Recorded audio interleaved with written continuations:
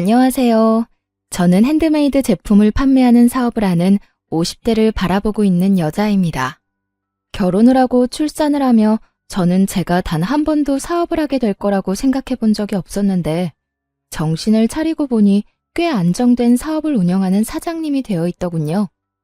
사람 운명이란 게 참 신기하지 않나요? 오늘 제가 사연열차 애청자분을 찾아뵙게 된 건 다름 아닌 저의 자존감이 바닥을 치던 시절이 있었던 답답한 제 결혼 생활 이야기를 들려드리기 위해서인데요. 큰 용기 내어 사연을 보내니 다들 많은 응원 부탁드립니다. 그러면 이야기 시작해 볼게요. 저와 남편은 소개팅으로 만나게 되었습니다. 사실 처음엔 저뿐만 아니라 남편 역시 서로를 마음에 들지 않아 했어요. 그랬기에 저흰 주어진 음식을 먹으면서 적당한 예의만 지키고 다음 만남을 기약하지는 않았죠. 그런데 제가 실수로 남편의 휴대전화를 가지고 오게 되었고 그 바람에 의도치 않던 두 번째 만남을 가지게 되었어요. 격식 차린 차림이 아닌 운동복 차림으로 가진 두 번째 만남. 저 못지않게 남편 역시 편한 차림이었고 저흰 편한 차림만큼 가볍게 커피나 한잔하고 헤어지기로 했습니다. 그런데 소개팅이란 자리에서 벗어나 편하게 만난 남편과의 시간은 생각보다 즐겁더라고요. 남편 역시 그렇게 생각했는지 헤어질 무렵 다음 만남을 기약하게 되었죠. 그렇게 만남을 이어오다 3년이 되던 어느 날 저흰 결혼을 하게 되었고 남편과 제 사이엔 어느새 7살 아들이 자라고 있었죠. 신혼 때는 저 역시 직장 생활을 하고 있었습니다. 하지만 출산과 육아를 하며 일을 병행한다는 건 너무 힘든 일이었죠. 엄마, 나 어린이집 싫어. 가기 싫어. 도연아, 엄마도 도연이랑 헤어지는 거 싫어. 그런데 엄마도 해야 할 일이 있는걸? 엄마는 회사에 가서 일을 해야 하니까 도연이는 어린이집 가서 친구들하고 선생님이랑 조금만 놀고 있어. 엄마가 빨리 도연이 보러 갈게. 싫어. 도연이는 싫다고. 말이 터지기 시작하니 아들은 본격적으로 어린이집을 거부했고 전 결국 복직을 하고 3개월 만에 직장을 그만두게 되었습니다. 처음엔 남편도 제가 일을 그만두는 걸 반대한다거나 싫어하진 않았어요. 오히려 반기는 쪽이 가까웠죠. 아무래도 도연이 때문에 직장 생활을 더 하는 건 무리인 것 같아. 아침마다 전쟁도 그런 전쟁이 없어. 가기 싫다는 아들 떼어놓고 출근하는 내 맘도 편하지 않고. 퇴근도 늦으니까 도연이 데리러 가면 애 혼자 있을 때가 한두 번이 아니라니까. 그 어린애를 아침 일찍 데려다주고 제일 늦게 데리고 오고. 다 애를 위해서 회사 다니는 건데 정말 이게 애를 위한 일이 맞나 싶다니까. 그래서 말인데 나 회사 그만둘까 봐. 그래, 그렇게 하자. 나 혼자 본다고 우리 집이 망하는 것도 아니고 내가 좀 더 부지런하게 일하면 괜찮을 거야. 당신은 다른 걱정하지 말고 우리 도연이나 잘 키워줘. 돈 걱정은 하지도 말고 집안일만 신경 써. 알겠지? 이렇게나 저와 생각이 통하고 든든하던 남편이었는데 시간이 지나면 지날수록 저에게 생활비로 압박을 해오기 시작하더라고요. 그것도 물가 반영은 1도 하지 않은 4년째 같은 금액으로 주는 생활비로요. 이번 달에 생활비 좀 줄이면 안 돼? 뭐? 생활비를? 안 돼. 지금 주는 것도 사실 부족해. 거기서 아끼고 또 아끼면서 겨우 맞춰나가고 있는 건 몰라? 그런데 여기서 생활비를 더 줄인다고? 안 돼. 절대 안 돼. 나도 힘들어서 그래. 요즘 회사 사정도 안 좋아서 연장 근무하는 것도 눈치 보이고. 그러지 말고 당신 다시 일자리 알아보면 안 돼? 나 혼자선 도저히 힘들어서 안 되겠어. 요즘같이 힘든 시기에 내가 취업이 되겠어? 하여튼 알아는 볼게. 그래도 큰 기대는 하지 마. 나한테 취업 가지고 부담을 주지 말란 말이야. 알겠어. 내가 부담을 주면 또 얼마나 준다고. 천천히 시간을 가지고 기다릴 테니까 노력이라도 해봐. 그렇게 전 취업을 준비하게 되었고 제 예상대로 그건 쉬운 일이 아니었죠. 경력 단절에다가 아기 엄마.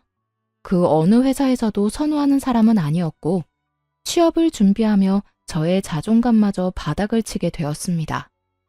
예전엔 다른 회사에서 이직을 권할 만큼 능력 있는 사람이었는데 이젠 어디에서도 환영받지 못하는 사람이 되었다는 생각에 자존감은 급속도로 바닥을 치게 되었죠. 그러는 와중에 그 어떤 압박도 부담도 주지 않겠다는 남편은 그 호언장담이 무색하게 그렇지 않아도 바닥인 제 자존감을 더욱 바닥치게 했습니다. 면접은 어떻게 됐어? 오늘 근처 회사에 면접 보러 간다고 했잖아. 그런데 그게 안 될 것 같아. 도연이 곧 8살이라고 하니까 초등학교 들어가면 엄마 손길이 더 많이 필요할 텐데 회사 일은 어떻게 할 거냐고 되묻더라고. 아, 답답하다, 답답해. 내가 더 답답하다. 어떻게 매번 그렇게 다 떨어지냐? 면접 보러 가면 좀 웃고 해. 그렇게 궁상 떨고 앉아있는데 어느 사장이 합격시켜주고 싶겠냐? 나 같아도 싫겠다. 당신 무슨 말을 그렇게... 그리고 내가 면접하러 가서도 이러고 있겠어? 지금이야 매번 면접에서 떨어지니까 속이 상해서 이런 표정인 거고 면접에선 나도 밝은 표정으로 있다고. 하여튼 말이라도 좀 예쁘게 하면서 위로라도 해주면 안 돼? 그렇지 않아도 속상하고 자존감도 떨어지는데 당신까지 꼭 그렇게 후벼 파야 속이 시원하냐고. 당신이 잘못해서 면접 떨어져 놓고 왜 나한테 화풀이야? 엄한데 화풀 생각 말고 저녁이나 차려. 돈 못 벌면 밥이라도 제때제때 차려내란 말이야.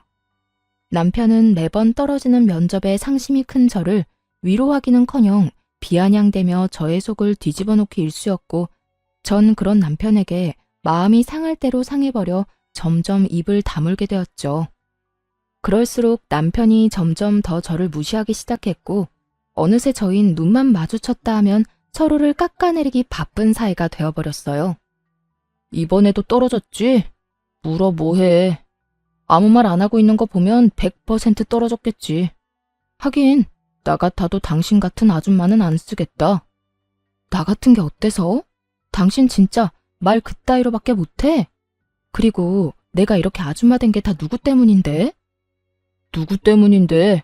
설마 나 때문이라고 할 건 아니지? 당신이랑 결혼하고 애 낳고 집안일 하느라 경력 단절된 건 생각도 안 하나 봐. 내가 만약에 일 안 쉬고 당신처럼 일했으면 아마 모르긴 몰라도 업계 최고 대우 받으면서 일했을 거야. 그건 당신 생각이고, 그리고 그렇다고 한들 그게 무슨 소용이야? 지금은 취업도 못하고 집에서 밥이나 축내는 밥순인데 말이야. 뭐? 밥순이? 참나 기막혀서. 그러는 너는 뭔데? 밥순이한테 밥이나 빌어먹고 사는 너는 뭐냐고. 뭐? 밥이나 빌어먹어? 너 지금 말 다 했어? 됐다. 말을 말자. 내가 무식한 여팻네랑 무슨 말을 하겠어? 이렇듯 끝은 무식한 여팻네였고 전 여팻네 말만 들으면 치가 떨릴 정도로 무시를 당하고 있었습니다.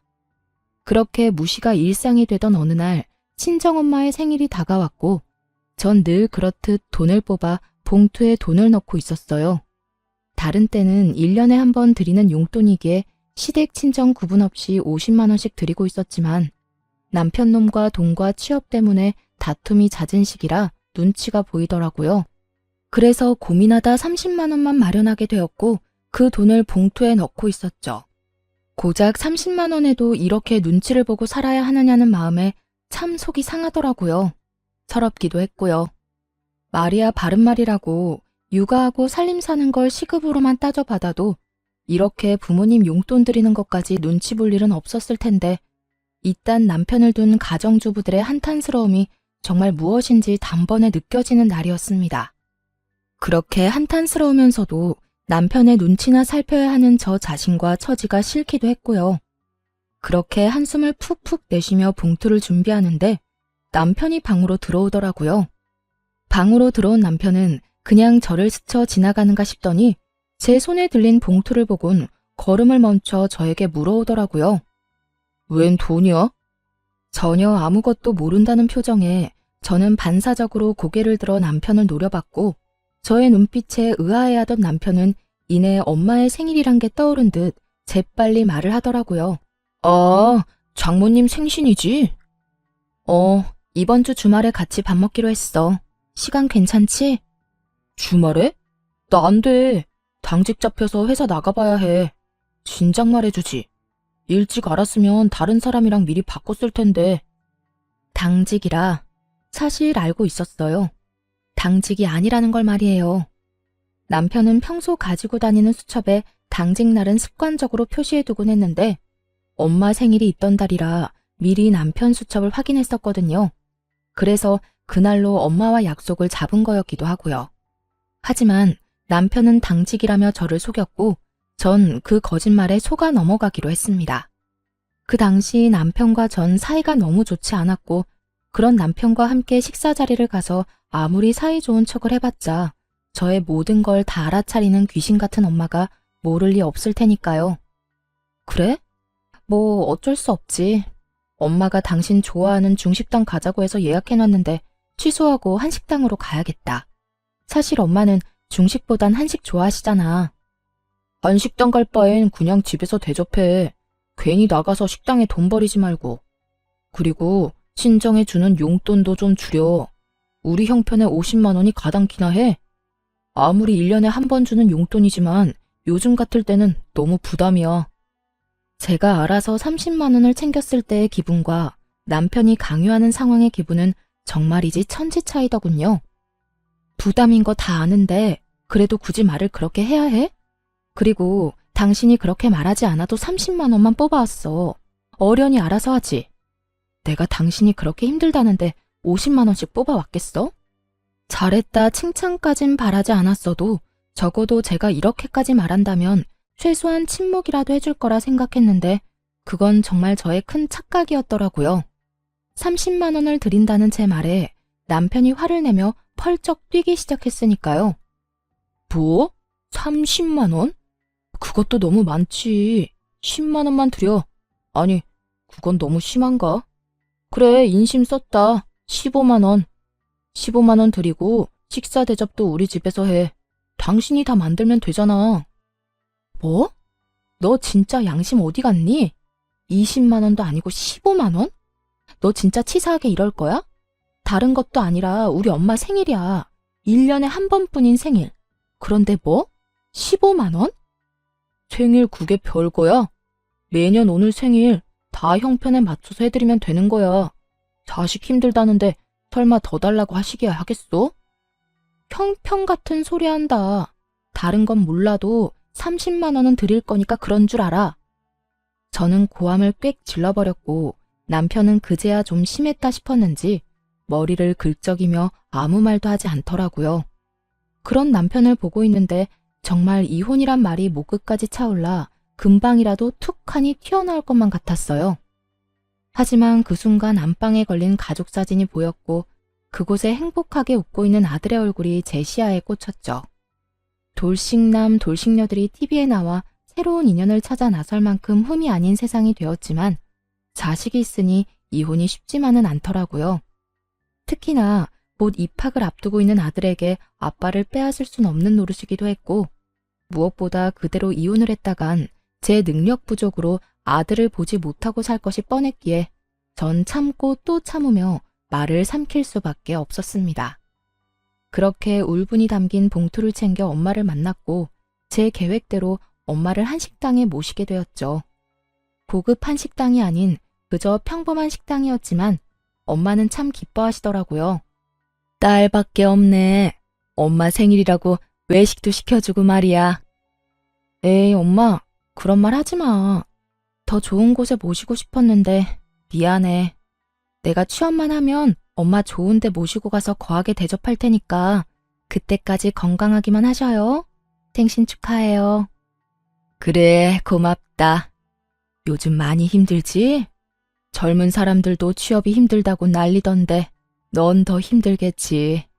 그래도 너무 낙담하지 말고 알겠지? 난 괜찮으니까 너무 걱정하지 마.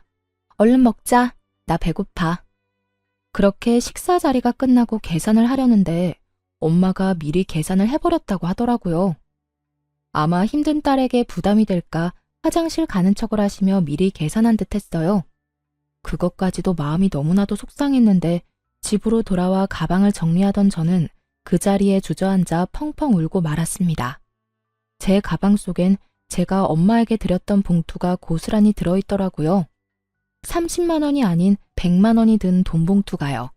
봉투 안엔 짧은 편지 한 장도 있었는데 엄마는 연신 취업에 실패하는 딸이 안쓰러워 좋은 옷이나 한 벌 해입을 하며 돈을 넣어뒀다며 나중에 잘 되면 다 갚으라는 내용이었어요.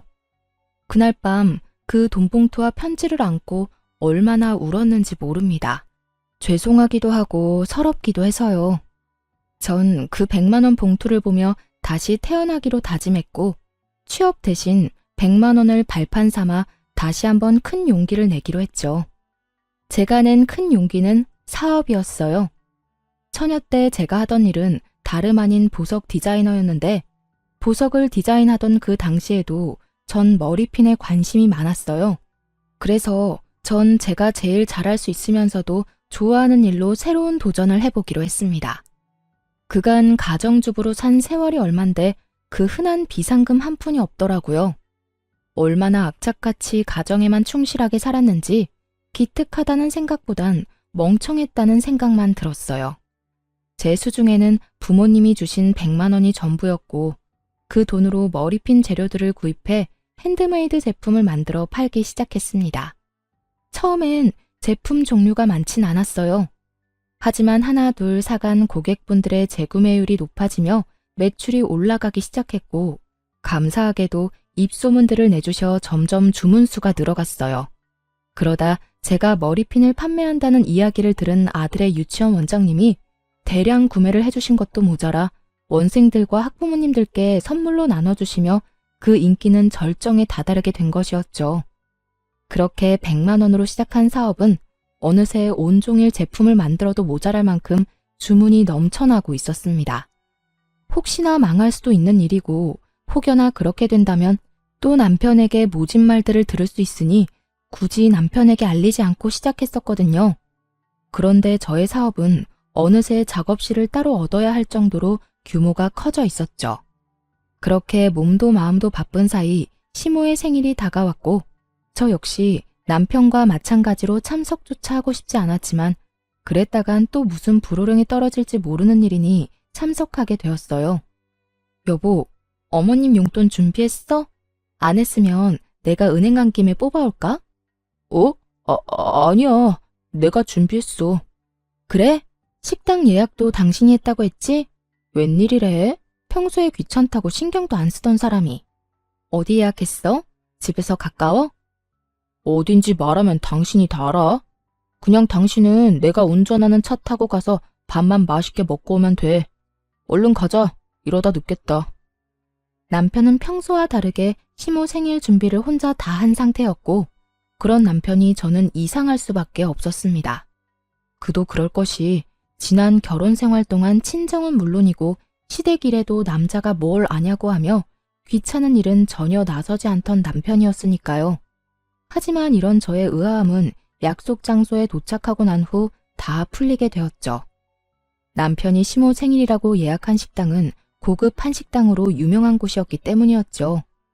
저에겐 돈이 아까우니 엄마 생일상을 집에서 차려주라던 남편놈은 제가 돈이 없어 차마 모실 생각도 못한 한식당에서 제일 비싼 코스로 예약했더군요.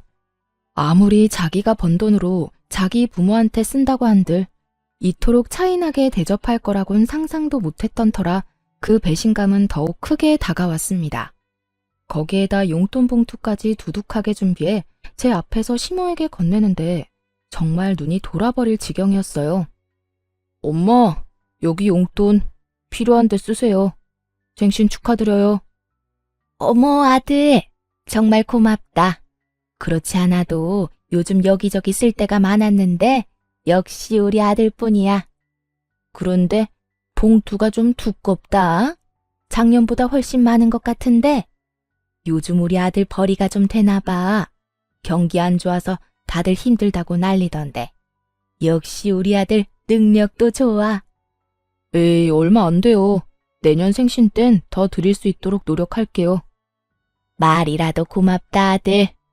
화기애애한 그 분위기 속에서 진심으로 웃지 못하는 건 저뿐이었습니다. 우라가 치밀어 올라 당장이라도 그 상을 엎어버리고 싶은 걸 그야말로 죽을 힘을 다해 참고 또 참았어요. 그 순간 제가 표정 관리를 어떻게 했는지, 무슨 말을 어떻게 했는지 기억이 나지 않을 정도니까요. 전 그만큼 화가 나 있었고 남편에 대한 분노로 치가 다 떨릴 지경이었어요. 그렇게 인고의 시간이 지나고 집으로 돌아온 저는 그야말로 개거품까지 물며 남편에게 따져 물었어요. 너 진짜 이럴 거야? 이렇게 치사하게 나올 거냐고. 정말 화가 나는 게 남편의 태도였어요. 저는 화가 치밀어 올라 거품까지 물며 따지는데 남편은 정말로 아무것도 모르겠다는 표정과 목소리로 저에게 왜 난리를 부리냐고 하더라고요. 내가 뭘 어쨌다고 이 난리야? 전 이런 남편의 태도에 더욱 화가 났고 그간 쌓아왔던 울분을 토해냈죠. 몰라서 물어? 식당부터 시작해서 용돈까지. 우리 엄마 생일 때 너 뭐라고 했어? 돈도 없는데 집에서 모시라면서. 그리고 용돈은 또 어떻고. 20만 원도 아까우니까 15만 원 주라고 그렇게 화를 내놓고선 오늘 어머님께 드리는 거 보니까 적어도 100은 돼 보이더라.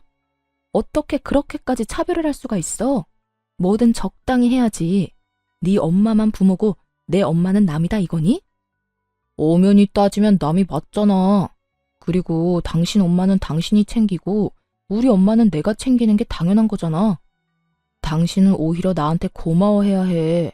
당신이 장모님한테 드린 용돈도 내 돈으로 드린 거잖아. 그러니까 지금 당신이 나한테 화낼 게 아니라 고마워해야 하는 거라고. 30만 원이든 15만 원이든 그게 얼마든 당신이 나 없었으면 그 돈을 줄 수 있었을 거라 생각해? 뭐? 당신 진심이야? 정말 진심으로 그렇게 생각하고 있는 거야? 그리고 더 솔직하게 말하면 나 사실 당신 집에 돈 주는 거 아까워. 형편이 좋으면 몰라. 솔직히 나 혼자 벌어서 양가 다 챙기는 게 쉬운 줄 알아? 솔직한 심정으론 처가에 주는 돈 우리 집에 다 주고 싶다고. 이렇게 말하는 남편 놈을 보며 더는 대화할 필요가 없다는 생각이 들더군요. 매번 형편 타령하는 것도 어이가 없었고요. 저희요, 서울에 자가 있습니다. 그것도 대출 하나 없는 저희 집이요. 결혼할 때 정확히 반반으로 해서 마련했고 그래서 명의는 공동 명의였죠. 남편의 월급이 적은 것도 아니었고 적금, 생활비, 남편 용돈 등등 다 내고도 어느 정도 여유 있다는 거 저도 다 알고 있는데 그놈의 형편 타령에 입이 마르지 않는 지경이니 제가 얼마나 어이가 없겠어요. 오죽했으면 그냥 내가 자기 돈 쓰는 것이 꼴 보기 싫다고 하는 것이 도리어 남편이 덜 미울 것 같은 심정이었어요. 전 끊임없이 치사하게 구는 남편에게 이렇게 말했어요. 그래, 알겠다. 그러면 앞으로 당신 집은 당신이 챙겨. 내 집은 내가 챙길 테니까. 불만 없지? 불만? 불만이 왜 있겠냐? 나야 당연히 고맙지. 너 분명 네 입으로 그랬다. 각자 집은 각자 챙기기로. 남편은 각자 집을 챙기게 된다면 누구 손해가 큰지 전혀 알지 못하는 듯 하더군요. 하긴 제가 생색내는 사람도 아니었고 시댁의 제사부터 시작해서 명절까지 전 그 누구의 도움도 받지 않고 혼자 해냈고 때론 남편도 없이 혼자 가서 음식 준비에 마무리까지 혼자 다 해낸 것이 한두 번이 아니었으니까요. 그것뿐인가요? 제 시모 쉬운 사람 아닙니다. 틈만 나면 전화가 와서 이런저런 잡일 다 시켜대는데 그게 얼마나 사람 미치게 하는지 남편은 전혀 알지 못하겠죠. 그런 모든 일들에서 해방시켜준다는데 제가 마다할 이유는 없었고 전 다시 한번 정확히 각자의 의미를 짚어주었죠. 그래, 알겠어. 앞으로 나 당신 집에 발길도 안 할 거야. 각자 집 챙긴다는 거엔 제사, 명절, 생신 다 포함되는 거 알지? 난 이 시간 이후부터 그 모든 걸 다 챙기지도 참석도 안 할 테니까 그런 줄 알아. 아, 물론 당신도 안 챙겨도 돼. 우리 집은 내가 알아서 챙길 테니까. 막상 제가 참석도 안 한다고 하자 남편은 잠시 멈칫하는 듯 했지만 친정에 쓰는 돈이 너무나도 아까운지 이내 알겠다며 약속 꼭 지키라고 하더군요. 그렇게 저흰 한 집에서만 사는 남보다 못한 부부 사이가 되었고 그렇게 시간은 흘러 아이가 초등학교에 입학을 하게 되었습니다. 제 사업은 완전히 자리를 잡게 되었고 매출은 월 1,000만 원이 되는 달이 늘어가고 있었죠. 능력이 된다는 건 참 좋더라고요. 아들의 작아진 운동화를 애써 모른 척할 필요도 없었고 20년째 쓰고 있던 친정의 세탁기를 바꿔주는 것도 걱정도 무리도 할 필요도 없이 할 수 있었으니까요. 30만 원을 주고 100만 원을 받아왔던 죄송했던 지난 생일과는 달리 엄마의 생일 선물로 500만 원을 드렸던 그날 엄마도 울고 저도 울었습니다. 그렇게 제가 눈물로 행복한 날들을 보내는 사이 또다시 시모의 생일이 다가왔어요. 저희가 각자 집은 각자 챙기기로 한 후 처음 맞는 시모의 생일이었죠. 저는 약속한 대로 그리고 제가 선언한 대로 시모 생일은 신경 쓰지도 않았고 그랬기에 참석도 하지 않았습니다. 그 대신 전 엄마를 모시고 그때 시모의 생신날 갔던 저에겐 돈이 없어 차마 엄마를 모시고 가지 못했던 그 한식당에 가게 되었죠. 엄마와 전 가게에 들어서 예약한 룸을 향해 걸어 들어가는데 그곳에 남편과 시댁 식구들도 왔더군요. 혹시나 하는 마음이 있긴 했지만 같은 시간대에 만나게 될 거라고는 생각도 못했는데 이를 어쩌나 했어요. 하지만 다행스럽게도 남편을 제외한 시댁 식구들은 저를 보지 못했고 저를 발견한 남편만이 저와 눈이 마주치게 되었죠.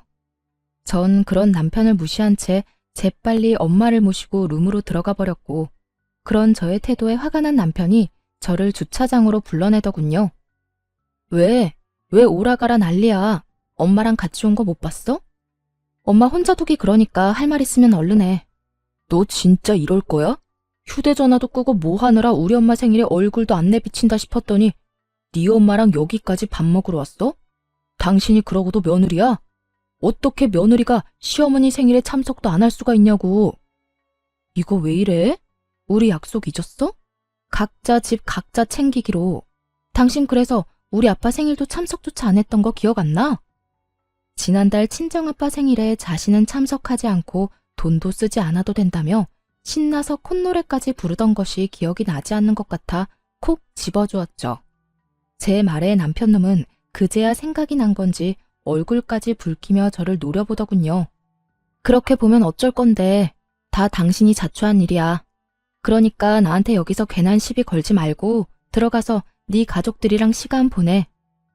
제 말에 할 말이 없어진 남편은 씩씩거리는가 싶더니 저에게 손을 내밀더니 이렇게 말했어요.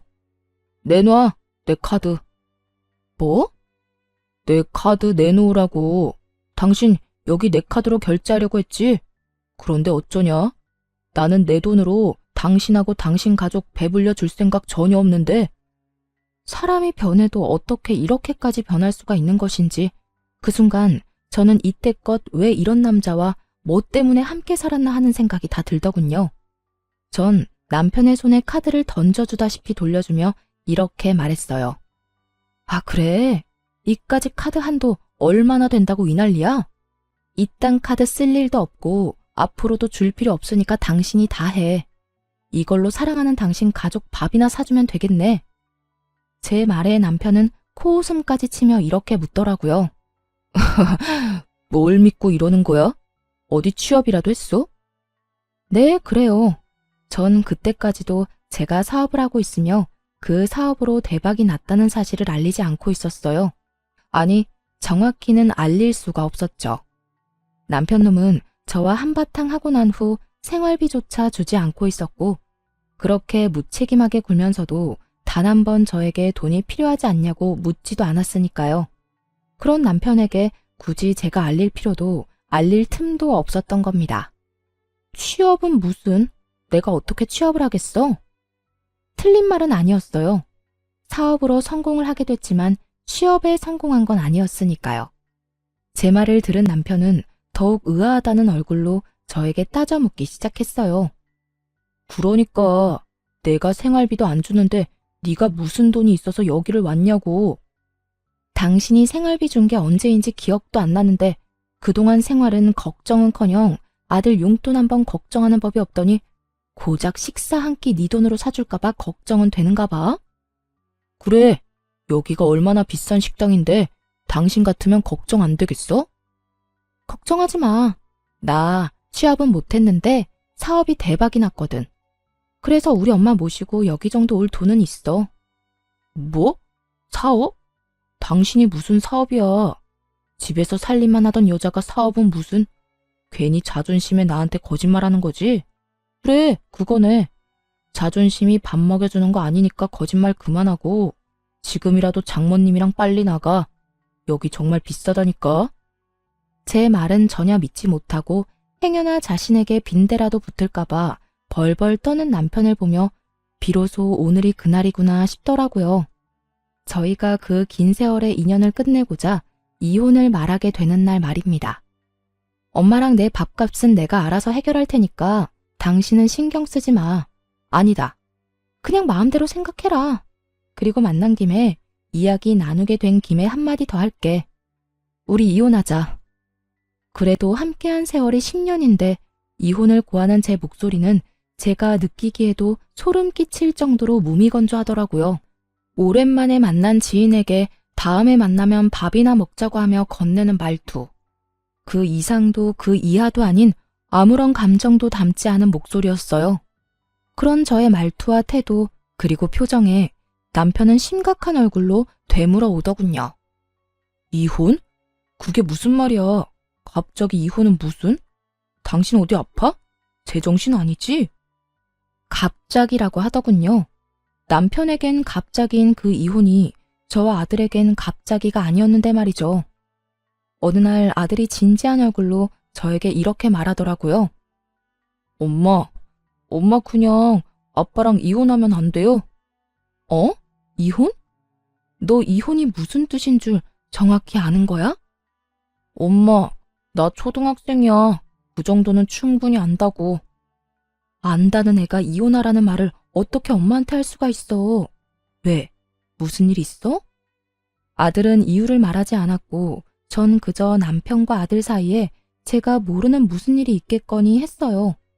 제 눈에는 어리게만 보이는 고작 초등학생인 아들의 입에서 나온 말이었으니까요. 하지만 아들은 끊임없이 저에게 이혼을 말해왔고 어느 날은 그 이유를 말해주더군요. 엄마가 행복해 보이지가 않아요. 나하고 있을 땐 엄마가 웃기도 하고 행복해 보이기도 하는데 아빠와 함께 있을 땐 엄마가 행복해 보이지 않아요. 그러니까 그냥 이혼하면 안 돼요? 정신이 번쩍 들더라고요. 저는 아들 때문에 저런 남편이라도 붙잡고 살았던 것인데 아들은 저를 위해 저런 아빠를 참고 있었던 사실을 알게 되었으니까요. 그 후로 전 아들과 함께 많은 대화를 나눴고 그렇게 이야기를 나누고 상의한 결과 남편과 이혼하기로 했던 것이었죠. 이런 사실을 언제 남편에게 말하나 싶었는데 남편이 그날을 정해주니 저는 그저 남편에게 말할 수밖에요. 나 안 아파. 정신도 멀쩡하고. 그러니까 이혼하자. 당신도 사실 가정에 미련 없잖아. 나도 마찬가지야. 당신이랑 사는 거 많이 지쳤고 당신한테도 아무 감정 없어. 이런 결혼 생활이 무슨 의미가 있겠어. 그러니까 우리 여기서 그만하자. 여전히 무미건조한 제 말에 남편은 알턴이 빠진 사람처럼 홀가분한 표정을 지어 보이며 이렇게 말하더군요. 그래, 그러자. 차라리 잘 됐어.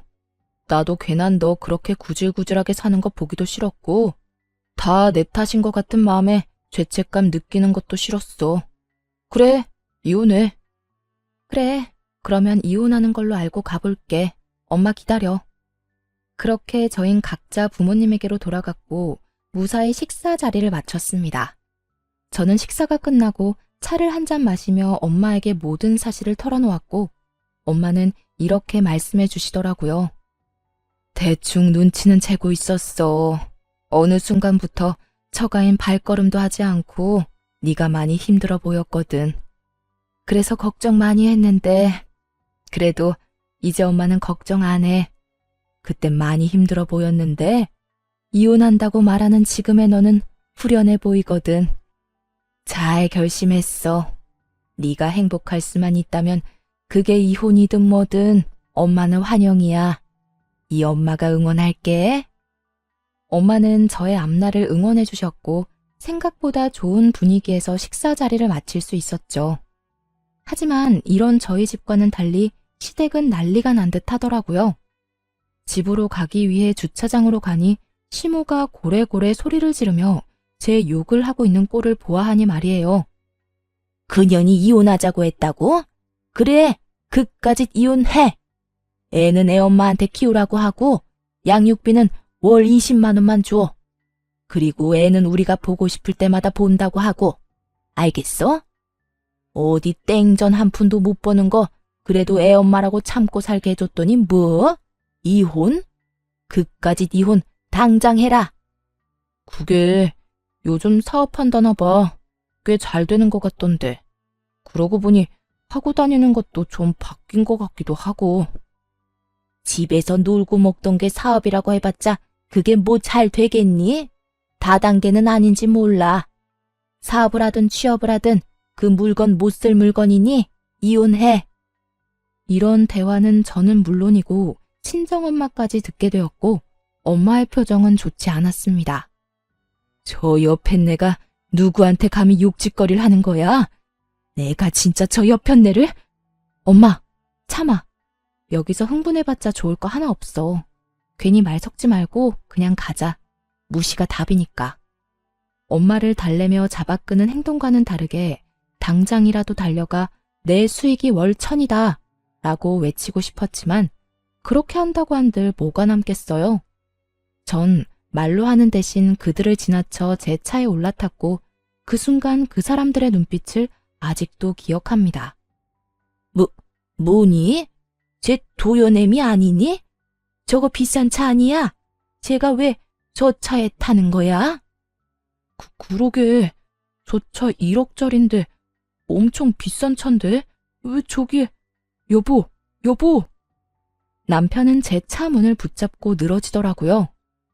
이거 나 차 출발하려는 거 안 보여? 죽고 싶어서 환장했어? 그게 아니라 이거 정말 당신 차야? 당신 정말 대박이라도 난 거야? 말했잖아. 나 대박 났다고. 그러게 잘 좀 하지 그랬어. 사람 말도 좀 믿고. 여보, 우리 이야기 좀 하자. 아까는 내가 말이 심했지? 미안해. 이제 와서 미안? 웃기지도 않는다 진짜. 다 됐으니까 저리 꺼져. 전 남편을 있는 힘껏 밀어버리고선 그대로 차를 몰고 주차장을 빠져나왔어요. 룸미러를 통해 보니 남편은 거의 울 것 같은 얼굴로 제 차를 쫓아오다 넘어져 버렸고 시모는 자리에 털썩 주저앉아 있더군요. 그 후로 저는 바로 이혼을 진행했고 남편은 그제야 끝까지 저에게 매달리더라고요. 여보, 우리가 이혼은 무슨 이혼이야. 내가 바람을 피운 것도 아니고 당신한테 나쁜 짓을 저지른 것도 아니고 이까진 일로 이혼한다고 하면 사람들이 다 비웃는다고. 사람들이 뭐라고 하든 난 상관없어. 그리고 당신이 나한테 한 행동이 외도하고 다른 게 뭔데? 당신은 말로 나한테 상처를 줬고 행동으로 나한테 배신감을 안겨줬어. 난 더는 당신을 사랑하지 않고 당신 같은 사람을 믿지도 않아. 여보, 내가 미안해. 나 정말 반성 많이 하고 있다고. 그래, 우리 도연이. 당신은 도연이 생각 안 해? 도연이가 아빠 없다고 손가락질 받길 바라는 건 아닐 거 아니야. 나도 그것 때문에 참고 살았는데 당신 아들 도연이가 제발 나더러 당신하고 이혼하라고 하더라. 뭐? 우리 아들이? 우리 아들이 왜? 거짓말이지? 도연이가 그랬을 리가 없잖아. 도연이가 내가 불행해 보인대. 당신이랑 있는 내가 행복해 보이지 않아서 차라리 이혼했으면 좋겠다고 하더라. 애가 그런 생각을 할 때까지 당신은 뭐 했냐? 도대체 뭘 했길래 내 아들이 나한테 그런 말까지 하게 만들었냐고. 충격적인 진실 앞에 남편은 할 말이 없는 듯 가만히 있더라고요. 오만 생각이 남편의 머릿속에 오가는 것 같기도 했고요. 우리 아들, 나 이혼하고 나면 당신 보고 싶지도 않대. 그러니까 그런 줄 알고 이혼 준비해. 남편은 이런 제 말에도 아무 말도 하지 않고 돌아갔고 그렇게 이혼은 진행되었습니다. 재산 분할이 제일 걱정이었는데 긴 세월 남편이 생활비 한 번 주지 않았고 양육에도 무관심한 태도에서인지 모든 것은 저에게 유리한 조건으로 끝이 났고 양육권 역시 아들의 뜻에 따라 당연히 제가 가지게 되었어요. 아들은 강력하게 아빠는 보고 싶지 않다는 자기 의사를 전했고 그 덕에 전 남편은 아들의 얼굴조차 제대로 볼 수 없는 처지가 되었습니다. 그렇다고 해서 전 남편의 처지가 불쌍하다거나 안쓰럽다거나 그런 감정은 전혀 들지 않더라고요. 마지막으로 본 전 남편의 충격적인 얼굴이 신경 쓰이긴 했지만 평소 남편은 아들에 대해 이렇다 할 정도의 정이 없던 사람이었으니까요. 이혼을 하며 알게 된 사실인데 전 남편의 말이 씨가 된 것인지 전 남편의 회사가 정말로 힘들어져 인원 감축에 들어가게 되었다고 하더라고요. 그 결과 평소 능력이 없던 남편이 잘리기 직전이란 말을 듣게 되었죠. 거기에다 그간 전 남편에게 뭐든 넙죽넙죽 잘 받던 전 시모는 막상 전 남편이 이혼한 것도 모자라 회사까지 잘려 전 시댁에 신세를 질 위기에 놓이자 딱 잘라 안 된다며 내쫓아버렸다고 하더군요. 이러한 사실은 전 시모의 입을 통해 직접 듣게 되었죠. 무슨 일로 전화까지 주셨어요? 저 이제 어머님 며느리 아닌데요. 나라고 전화하고 싶어서 한 줄 아니? 네 남편 여기 왔다 갔다. 제 남편 아니고 어머님 아들이요. 저 이혼한 거 잊었어요? 그래, 내 아들. 방금 너랑 이혼하고 회사까지 잘린 내 아들 왔다 갔다. 꼴을 보아하니 마땅히 오갈 데도 없는 것 같더구나. 그렇다고 내가 나이가 몇 살인데 이 나이에 아들까지 끼고 살 순 없는 노릇이라 그대로 내쫓았다. 잘하셨네요. 그런데 그걸 왜 저한테 말하세요? 저는 궁금한 적도 알고 싶지도 않은데요. 말버릇하고는... 에휴, 너 화난 거 나도 안다. 그런데 들어보니 너도 잘한 거 하나 없더구나. 그러니 너도 이쯤 하고 그만 아범 데리고 가거라. 아무리 밉다고 해도 네 새끼 아빠인데 저대로 둘 수는 없는 노릇이지 않니? 내가 보아하니 반성 많이 한 듯하니 데리고 가서 잘 구슬려서 데리고 살아. 알겠니? 이혼한 지가 언젠데 왜 그때까지 제게 시모짓거리를 하려고 하는지 이해가 되지 않더라고요. 하긴 애초에 이해가 되는 사람이었다면 자기 아들이 저에게 그딴 식으로 굴 때 가만히 보고만 있지도 않았겠지만요. 전 그때까지 큰 착각을 하고 있는 시모에게 단호하게 한마디 해주고 전화를 끊어버렸습니다. 어머님, 아니, 아줌마, 전 분리수거도 안 되는 그딴 쓰레기 필요 없어요. 제 아들도 더 이상 아빠가 필요 없다고 하고요. 뭐? 너 지금 나한테 아줌마라고 했니? 어디서 건방지게 어른한테 그딴 투로 짓거리는 게야? 제가 이혼한 지가 언젠데 언제까지 어머님이라고 불러드릴 거라 생각했어요. 말이야 바른 말이라고 이젠 아무 관계도 아닌데 아줌마가 맞지 않나요? 저요, 바빠요 아줌마. 일도 해야 하고 아들도 키워야 하고요. 그러니 이딴 일로 연락하지 마세요. 더는 목소리도 듣고 싶지 않네요. 끊을게요. 전화를 끊어버린 저는 전화번호를 바꿔버렸고 혹시 하는 마음에 아들 역시 번호를 바꿔버렸습니다. 그렇게 그 지긋한 인연도 끝이 났어요. 그 후 저는 아들과 함께 잘 살고 있습니다. 이혼을 하고 난 후 제법 자란 아들이 저에게 이런 말을 해주더라고요. 엄마, 이제 정말 엄마가 행복해 보여. 그래서 나도 행복해. 그러니까 엄마, 앞으로도 많이 행복해 해줘. 나도 행복하게 말이야. 아들, 고마워. 사랑해. 나도 사랑해, 엄마. 그 말에 왈칵 눈물이 쏟아져 내리더라고요. 품 안에서 울고 웃던 아들이 어느새 자라 엄마의 행복이 자신의 행복이라 말하는 걸 보며 눈물이 나기도 했고 행복함에 웃음이 나기도 했으며 아들에게 참 고맙기도 했습니다. 만약 그 힘든 시절 아들의 말이 아니었다면 저는 어떻게 됐을까요? 그 쓰레기 같은 인간과 부부란 이름으로 아무 의미 없는 관계를 유지하며 제 인생을 갉아먹고 있지 않았을까요? 그 모든 것이 아들을 위한다는 큰 착각 속에서 말이죠. 그 삶은 결코 행복하지 않았을 뿐더러 끝도 없는 불행에 저는 병들어갔을 겁니다. 여러모로 아들의 존재가 오늘따라 더 감사하게 느껴지네요. 전 앞으로도 아들을 잘 키우는 것은 물론이고 힘들게 자리 잡은 제 사업이 흔들리지 않게 잘 유지하며 제 행복을 위해 살아갈 예정입니다. 제가 행복해야 아들 역시 행복하다고 하니 부지런히 행복해 보려고요. 때론 혼자인 것이 이겨낼 수 없을 정도로 힘이 드는 날이 오겠지만 둘이어서 외로울 때보단 그게 뭐든 덜 힘들지 않겠어요? 전 그게 뭐가 됐든 이겨낼 자신이 있거든요. 이로써 저의 긴 사연도 끝이 났네요. 저는 이혼을 마음먹기 전까진 이런 것도 이혼 사유가 될 수 있나 하는 걱정을 많이 했던 것 같아요. 그 어느 날 전 남편이 했던 말처럼 남편은 외도를 저지른 것도 저에게 폭력을 행사한 것도 아니었으니까요. 하지만 이혼을 진행하며 변호사와 많은 상담을 했는데요. 평생을 함께 살아가야 할 동반자가 내게 무시와 멸시를 밥 먹듯이 한다면, 또 처가와 시가를 대놓고 차별한다면 그것 또한 저와 제 아들에게 정신적 가해가 될 수 있다는 것을 깨달았습니다. 제가 이런 말까지 하는 이유는 세월이 많이 변해도 집에서 육아하며 집안일 하시는 많은 분들 중에 아직도 저처럼 무시당하며 눈치를 보며 사시는 분들이 많이 있더라고요. 가정주부 여러분, 육아와 집안일도 엄연한 일입니다. 가정에서 가장 중요한 일이죠. 그러니까 너무 눈치 보고 주눅이 들어 살지 마세요. 할 말은 하고 살자고요. 그럼 저는 이만 물러가 볼게요. 긴 시간 함께 해주신 모든 분들 감사합니다. 행복하세요.